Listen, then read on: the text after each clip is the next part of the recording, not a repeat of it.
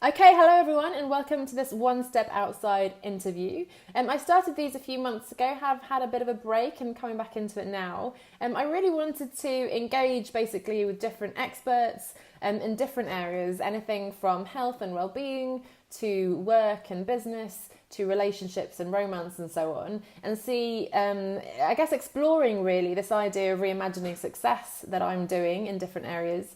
And also getting that expertise in terms of taking steps towards your goals and beyond that narrow confine of work and business. So without further ado, this is Tania Diggory. She's a founder of Calmer, and I'll let you, Tania, explain what it is you do, and then we'll dig into a few of the questions that I have for you. Fantastic. Thank you so much for having me here, Anna. It's lovely to be here. So yes, as you introduced, I founded the company Calmer, and this is around supporting entrepreneurs with their mental health and well-being while running a business. We do this through workshops, events and programs, and it's really essentially about trying to really break down that barrier around any stigma around mental health, number one, and just sort of, you talk about reimagining. Reimagine it as, something that really it's something we all live with. Like, we all have physical health, we all have mental health that needs nurturing and looking after. And as an entrepreneur, you can be under, copious amounts of pressure as you build your business, and it can sometimes present some challenges that, are difficult to deal with. And it's how do you cope with that? How do you navigate it in a way where you feel like you can tap into your own strengths and, your resilience really, to sort of manage whatever comes your way effectively. So that's what we do, and that's how we help entrepreneurs. Yes. No, I love that, and I have been wanting to talk to you for a long time. I think it's such an important topic. I mean, mental health, thank goodness, has been getting a lot more attention in the press and so in the past year, and in particular in the context of entrepreneurialism and working for yourself, because I do find it's interesting that we've often quit our jobs or chosen a different way of life, I guess, partly for the passion of the work and so on we're doing, but also partly because we want more freedom, flexibility, time and energy to spend with our friends and family, to look after ourselves and so on, and something doesn't always work there, I guess, that we end up almost more burned out than we were when we were in our jobs before, which is not what we intended when we made the change. Yeah, no, that's true, and it absolutely can be the case, and it's really common for entrepreneurs to be affected by mental health conditions or concerns. And there's a really interesting research study that was done in America a couple of years ago by Michael A. Freeman, and you can see that on our website on the homepage. There's a hyperlink to it, and just highlighting that is really quite astounding. To just realize how many people these challenges that you can come across in business really affect. And, I've certainly been through burnout myself. That was part of a big reason why I set up Calmer. I really did struggle when I went through a transition. And I think this is the thing. So I went through a transition from running a local business to an international events company. And it was a really big leap. And my passion just overrode, if that's the right word. Anything really. I was just like, I had to do it. I was so passionate about it. And that's really what you need as an entrepreneur, because those days where it is challenging, that's what gets you through, and that's what keeps motivating you, as I'm sure you will relate to that as well, Anna. Yeah, so and it's really, we all deal with challenges in different ways. So what could feel like a big challenge for me might not feel as big a challenge for someone else, and vice versa. So it's really just working, I believe, on your mindset to ensure that you're giving yourself the best chance of success by ensuring that you're looking after yourself, you're balancing your time effectively, you are in a position where you have a good support network, whether that means your family, your friends, or other entrepreneurial, networks, or something else entirely. But it's so important to have people that can support you on your journey, because yes, a lot of it's a learning curve as well. And I don't know if you found that too. It's just constant. 100%, Yeah. No, the learning and the support network, definitely. And before digging into that a bit deeper, I would love to ask you, what does success mean to you? And perhaps if it's different, what does it mean to the people you work with, to the clients that you're partnering with and sort of helping through this challenge? So there's a saying that I use in alignment with Calmer, and it's part of my new book as well. It's I say, here's to your inner and outer success. So for me, I believe it comes in two different forms. It's what people see on the outside as how you're progressing in your business, your work, and what you're passionate about. And really it's, about what your inner success looks like to you as well, sort of what you're achieving personally. And, you know, we all have our sort of barriers that we face, or potentially limiting beliefs, and, you know, overcoming some of those can feel like a massive victory. And it might not be something that people see on the outside, but, you know, for you, it's something that you feel really proud of, you know, moving forward and working on. And, you know, just, again, another key word that I usually say in our workshops and, you know, in our marketing material, etc., is about managing. So it's not about arriving at a place and then you feel confident 100% of the time. Every day you wake up, you're like, I've sorted it. I know exactly what I'm, you know, what I'm doing, where I'm at, and how things are going to go from now on.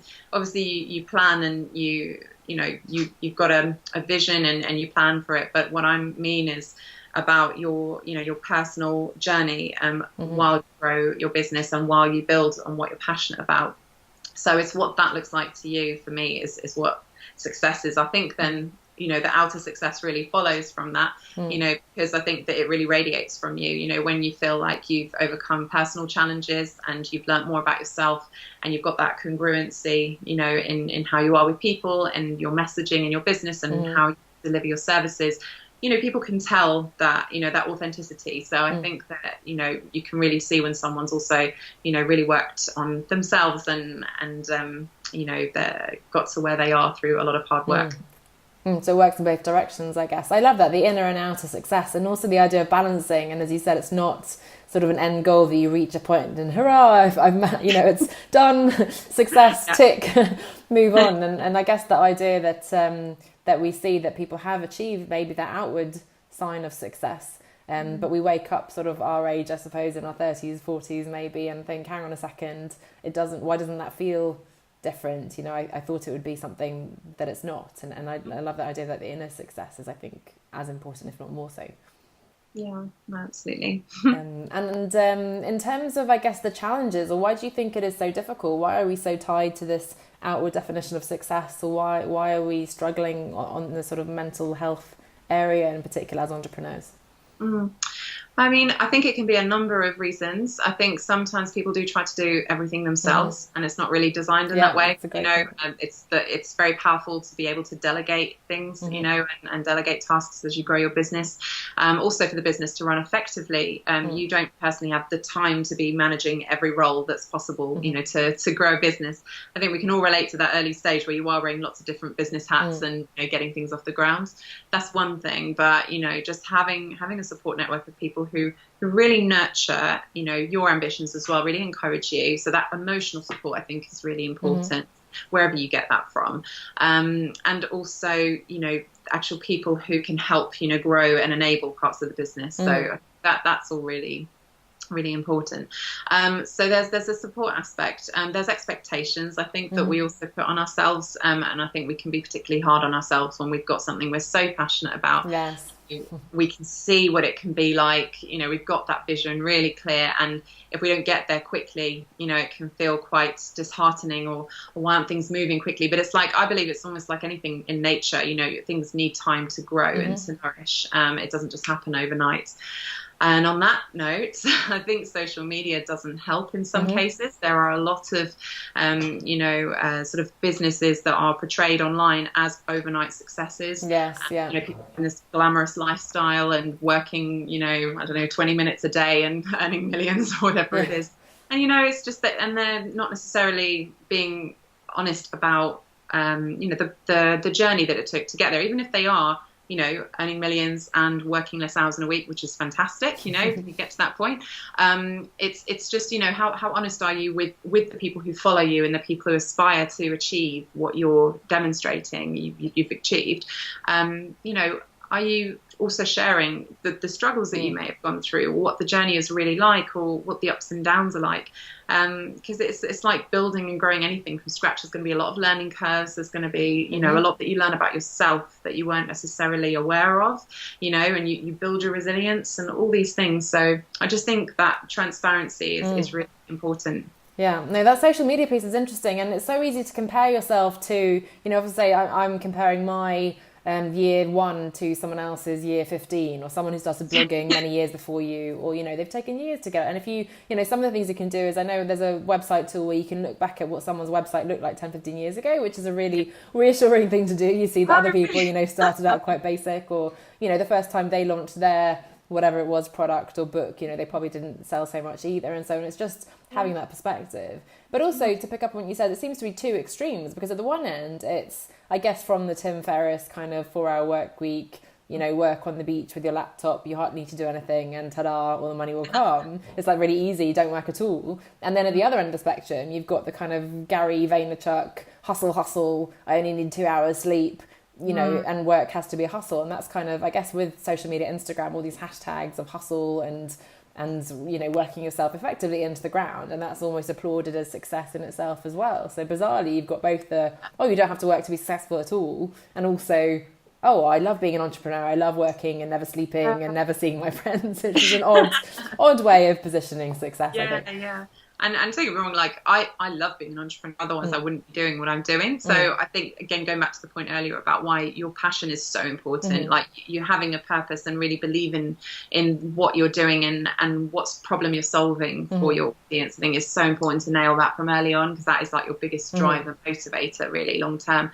But yeah, it's interesting the examples you mentioned, and actually I really respect Tim Ferriss, because I don't know if you've seen, he's got a couple of TED Talks, and one of them is incredibly open about his personal struggle before he was, you know, as successful as he is now, and he has a lot of really open and transparent, honest podcast sessions, you know, with other entrepreneurs.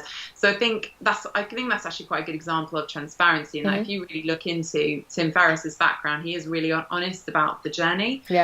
And he's achieved, you know, and he works very hard still, absolutely. So it's like it wasn't a quick thing, but he's teaching what can be possible. And you get other people who, like, you know, build up the whole hustle side of things. And, you know, it is ultimately about working smarter, you know, but I think it does take a bit of a journey to get there and find out what smart working means for you, because it's not like a one size fits all. And it depends on the kind of business you run, whether it's like a service-based industry or a product, or, you know, it really depends on so many factors. So it can get a bit dangerous if you try and replicate, you know, necessarily exactly what someone else has done. You know, you can learn from people, obviously, but still just being really clear about where you'd want to take yours and what direction yours could be like, you know, to get yours. And a couple of the things you said as well, again, it's the balance, because you mentioned that, you know, that you, at the beginning, you do have to do a lot of things yourself, because you perhaps don't have a huge amount to invest, you're not sure if it's going to work and so on, and you like to learn. I love to learn. So, you know, at the beginning, you know, you want to kind of, and you need to do certain things yourself, but then, as you said, going forward, you do need to eventually get that support, and it's not going to be viable otherwise. And likewise with the passion, you need the passion to stay motivated when the going gets tough, but if you have too much passion and you push yourself too much, then that's, you know, is that something that you see a lot, and what do you recommend, I guess, people do, trying to find that balance between doing what you have to do and what you want to do, but also, you know, having a bit more compassion, managing, as you said, your health, and that balance, getting that balance right? Definitely, and I think, again, that's something that is different for everyone. So it's trial and error, really. You know, figuring out what works for you. You know, we actually have a free checklist that we give away on our website. It's called Wayfinder to Wellbeing, and that offers, like, you know, our suggestions of five steps you can take to find a business life balance that works for you. You know, I personally think, you know, having mentors is really important. People who can coach you and support you on your journey, people who've been there, you know, in different ways. So I think that's really important. Again, like a people network, you know, having a support network of those who can really encourage you. You know, and factors of, you know, just figuring into your day, you know, time for yourself, for self-reflection on your journey as well as the business. You know, it's quite common to just get so caught up with everything and not just take those little pockets of time. And actually, there's a lot of research around, you know, how much time we can actually focus in one go anyway. I think it's like 90 minutes or something. Yes, you know, it's much shorter than you think, Yeah, exactly. And then you get tired. So give yourself what your body needs, essentially, is, I guess, what I, you know, try to encourage others that I mentor, I support, you know, is really listening to your body, because your body has an incredibly smart way of telling you what you need to do. You know, if you need to take a break, if you need to do something else entirely and step back and then come back more refreshed, you know, So yeah, I think that would be the biggest thing for me. Yeah. Well, that productivity thing is funny because we do think, certainly I recognise myself, and that I go through phases, and I have to say I've just had a phase like that, oh my gosh, I've got so much to do, I can't possibly take a break. So even though I'm very careful with, making sure that I exercise and take breaks and go outside and so on, sometimes I just go into that kind of rabbit hole and I just don't see, I can't take a break, and I know that that's not healthy, and of course that you push yourself too much and so on. I just read an article, actually, I think it was talking about Edward Heath, who, for whatever economic reasons back in the day, had to enforce a 3-day work week, and they found that people's productivity went up by 8%. And there was even talk at the time of introducing a 4-day work week at least, but of course it never happened. And I guess historically, we were working 80, 90-hour weeks, and at least in theory, we've come to this 9-to-5 concept, which we now criticise, but I mean, at least in the past, it was actually a good thing, wasn't it? So it's an interesting one, that actually you think that you're being productive, but doing less makes you more productive. Absolutely. No, I completely agree with that. And it's just, there's some really fascinating research around that. And again, it's just being okay with yourself. Like if you are having those days that you just mentioned where you feel like, okay, I just totally haven't really taken many breaks, and I haven't, really probably listened to my body as well as I should. But, it's all really a learning curve. And, I think it's something when you say, I've just got so much to do, I can't possibly, need time out. I can certainly relate to that as well. But I think it is also about how much expectations are you really putting on yourself? What pressure are you putting on yourself? And does this really need to get done today? And it's about potentially shifting the priorities a little bit. It can just be that. Sometimes it can be that. Well, what can you say no to? What can you put aside for now? And how can you potentially rejig things? I mean, I have a little task-based list that is completely agile. Every day it's sort of moving around. So I have my key things. Yeah. I might make a big list, but if things are getting a bit much, I'll look through them and I'll just be really honest with myself. Do I really need to get this done today, or am I just putting that on myself? You know what I mean, to do. So there's lots of different ways of prioritizing your time, and there's lots of different techniques and tools out there, but it's just trialing what works for you, essentially. It's often self-inflicted, isn't it? Because it's, as you said, what is the worst case scenario if I don't do that? Nobody knows that I'm planning on launching this thing. Nobody, cares if I deliver this tomorrow or next month, actually. So it's being a bit honest with yourself as well, and thinking, actually, the world is not going to end. If you stop seeing your friends for next year, they might not be there next year, but your business certainly, will be, and you can probably work on that blog post next week as well. So, and then the other thing you mentioned, surrounding yourself with people, and I think that's so important. Both, as you said, a little bit more professionally, having a mentor, someone who's a few steps ahead of you maybe, and who can guide you a little bit, but also just having that community. And I imagine that's really important for people you work with as well, to have that support network of people who understand, who empathise, who encourage. Yeah, definitely. I mean, it's just that old adage, isn't it? If you're in a group or a community of like-minded people, it's incredibly empowering. If you surround yourself with people who don't encourage your dreams or ambitions, who challenge a lot of what you're doing, or ask negative questions. If negativity is an incredibly powerful force that can easily bring you down. And it's Daniel Priestley, the author, has this great saying: "Environment dictates your performance." So it's like, if you're around people who are all, either sort of, they're on, for example, the entrepreneurial path, and they've even sort of gotten further ahead, and you see them progressing at a really really impressive rate, that, shows you what's possible, because you're actually surrounding it. You're not just thinking about it, but you're with people who are all, they've got a really strong goal ahead of them. They're working towards it.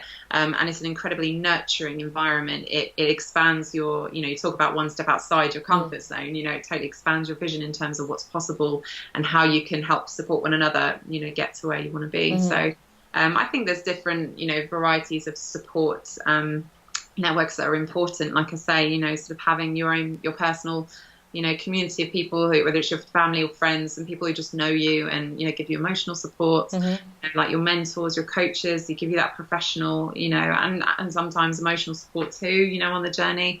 And then other people who you meet along the way who are, running their businesses, or different, networks that you join.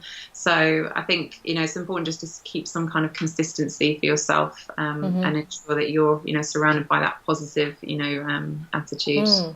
And what about that block that some of us have, and I certainly had in the past, and I hear that from clients as well, I feel like I should be able to do this myself. I don't need anyone else. I can figure this out. And you sort of don't ask for help. What would you say there? How can we kind of reframe that to realise that actually it's not a bad thing to ask for support? No, absolutely. I mean, we all need support every now and then. And I guess it's just having a conversation with yourself almost, maybe just kind of take a step back and try and look at your situation objectively, almost sometimes when we look at things from a third person perspective, something I do in my coaching sessions with my clients, it can be really amazing what's revealed, because if you're thinking too much in your own head, if you're just relying on your conscious mind, which is very logical, very process driven, very task orientated, gets everything done.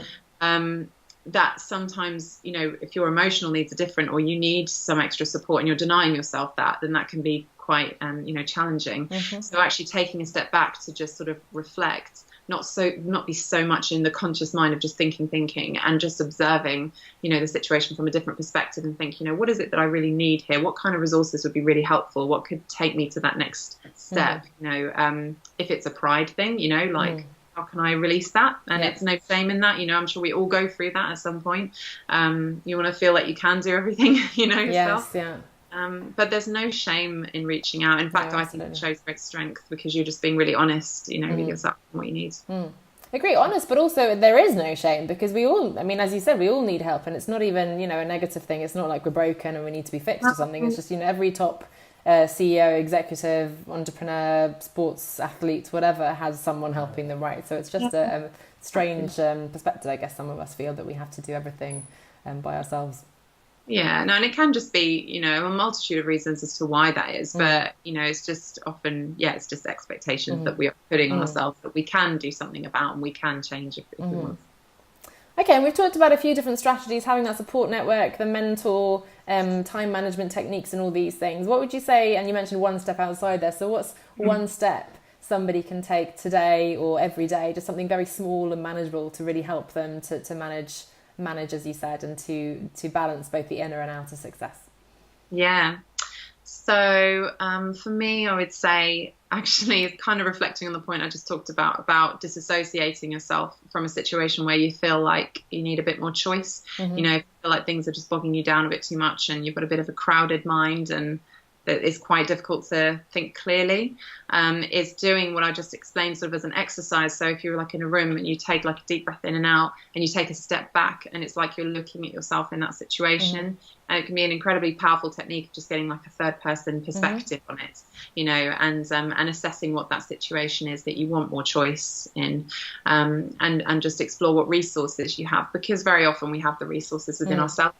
Our conscious mind is so busy and loud sometimes that, you don't realize what strength you have in that situation or how you can reach out to get support. So I'd just say, that one step would be to literally take a step back, and review and be honest with yourself. And, and if you're struggling to find support, just maybe doing a little bit more research. And, there's so many, we're definitely living in the most exciting age for entrepreneurship and for setting up your own business. And there's so many programs, so many, events and networks that are available. So just knowing that there is support out there, even if you feel like you're a bit limited, you can take that step as well. No, absolutely. Great insights and advice there. And you mentioned that little checklist. Can you tell us a little bit more about that? And I'll make sure to link to that as well, the life-work balance. You can explain it better than I did.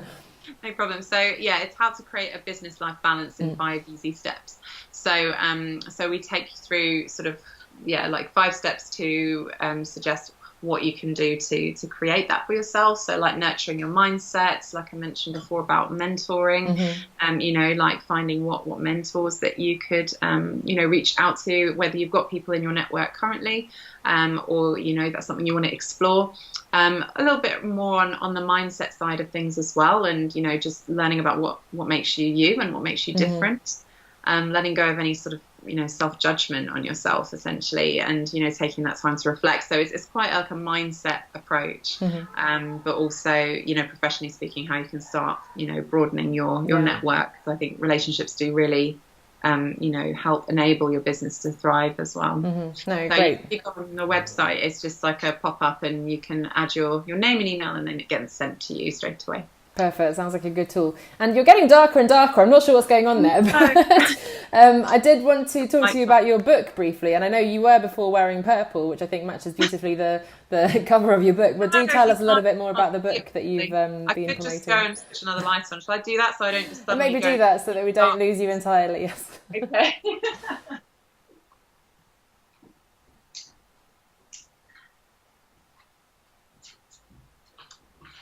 There we go. We can see you again much better. Not only am I wearing a purple jumper, I'm also wearing purple earrings. There you go. So perfectly branded from top to toe. So you were asking me about the book.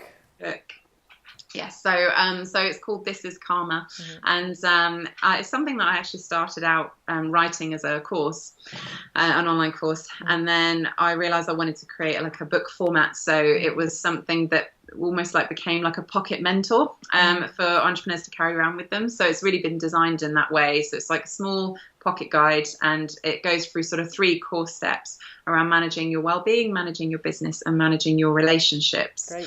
So I mean, for me, those have been like the 3 really pinnacle parts of my business growth, and what's really enabled me to get to where I am today, and how that can take your business to the next level and support you. So that's what we go through, and it's like fully illustrated. Each page has its own statement or quote, so it's very easy to digest information, but just really helps give you sort of hopefully an enlightened journey on your business journey. So it's now available on Amazon and Waterstones online and WH Smith's, and this year we're really looking to grow it further as we're fully self-published. So that's been a really interesting journey as well. Yeah, no, absolutely. It's a good experience, isn't it, in itself? It's been awesome. Okay, well, I'll make sure to link to those as well. And where else can we find you in the online space? How can people find you and follow you if they'd like to hear more about your work and get involved? Yes, so our tag on social media is at This Is Calmer, and I'm also on Instagram, Twitter as at Tania Diggory as well. And we're definitely looking to build on our suite of online products too, so we can reach entrepreneurs far and wide. We are obviously focusing this year also on our programs, which is more like workshop and event based. We really want to make sure that, like I say, we're reaching as many people as possible. So we are going to be looking to broaden our offer online through different training opportunities as well. Fantastic. Will be available on our website. Yes, no, I'll put all those links in there for people to read more about, and look forward to seeing what you come up with this year and beyond as well. But thanks so much, Tania. I'm so glad I got you finally, and I think it's such an important area, something certainly for me personally, but also that I see in people I work with and in the whole sort of entrepreneurial community, and for everybody really. These are the same questions, right, for anybody, whether they're in a job or working for themselves. So thank you so much for sharing your insights, and congratulations on your book and everything. Thank you so much, and thank you for the opportunity to have this conversation today. And I really love what you're doing too. I think it's just so important to have more and more people sharing that message about not being afraid to take a step towards something that you really feel passionate about and want to achieve. There's no reason. Absolutely. I think the message is hitting home. I think we're reaching people, and I love seeing the change that's happening. So exciting times ahead, I think. Absolutely. Thank you so much. Thanks so much, Tania. Thank you.